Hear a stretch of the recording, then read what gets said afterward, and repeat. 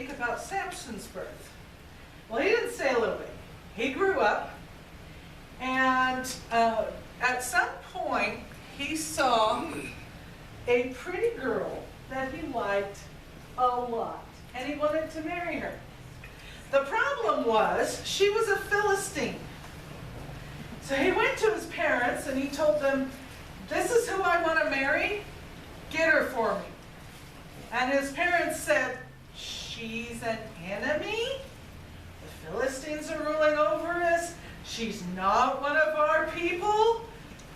Pick someone else." And he said, "No, I want her." So they arranged for there to be a marriage. And their weddings functioned a little different than ours. They had a big party ahead of time that would last for 7 days. And so on the way down to the party, Samson was met by a lion.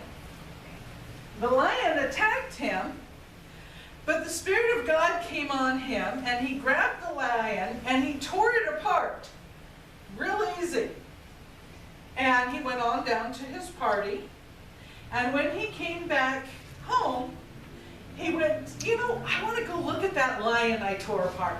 So he went to look at the carcass of the lion, and a swarm of bees had made a hive of honey inside of it.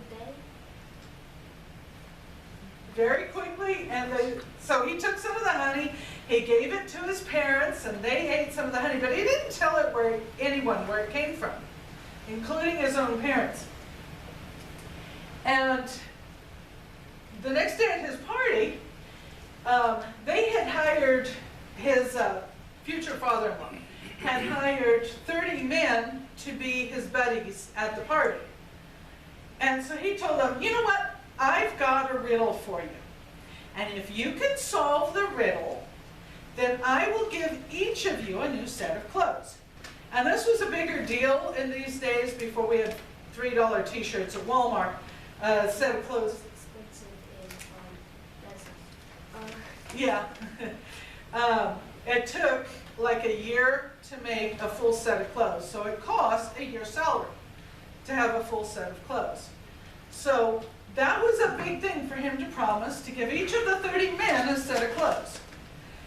But if you can't solve my riddle, you each have to give me a new set of clothes. And it was an extremely rich person who had 30 sets of clothes before mechanization and the Industrial Revolution. So he told them his riddle. Out of the one who eats comes something to eat. And out of the strong comes something sweet. And they couldn't figure out his riddle. After a couple days, they went to his fiancée and they said, "We can't afford to pay him what he wants for solving, if we don't solve this riddle. And we don't want to anyway. He's just an Israelite. So you, his fiancée, you get the answer to the riddle, or we're going to burn down your daddy's house with you inside of it." So she went to him and she said, "You don't love me. You haven't told me the answer to your riddle." He said, "I didn't even tell my parents the answer to the riddle." Well, she whined and she cried and she carried on. So the last day of the party, he finally told her the answer to the riddle. She ran to the 30 companions and told them the answer to the riddle. They went to Samson and they said, "Well, what is stronger than a lion? What is sweeter than honey?" And he said, "Okay, you wouldn't have known it if you hadn't got my fiance to get the answer from me. You'd have never guessed it.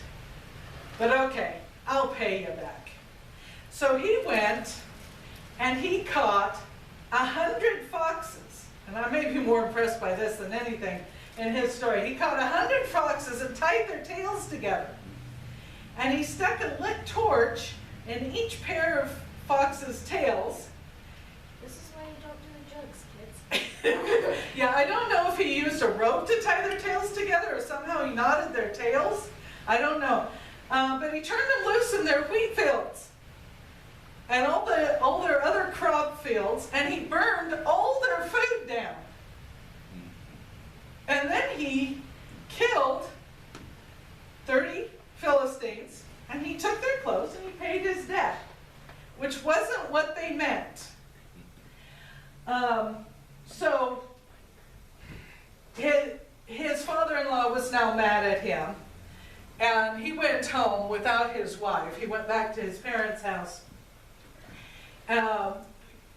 His father-in-law married his wife off to someone else, and he got mad, and now he and the Philistines are at war. They ended up killing his wife and her family anyway, so she might as well not have interfered with the riddle. But they're at war now, and they're going to fight. So is this kind of alcohol or? Samson never drank alcohol in his life. He has also never cut his hair. So we'll find out more what happened.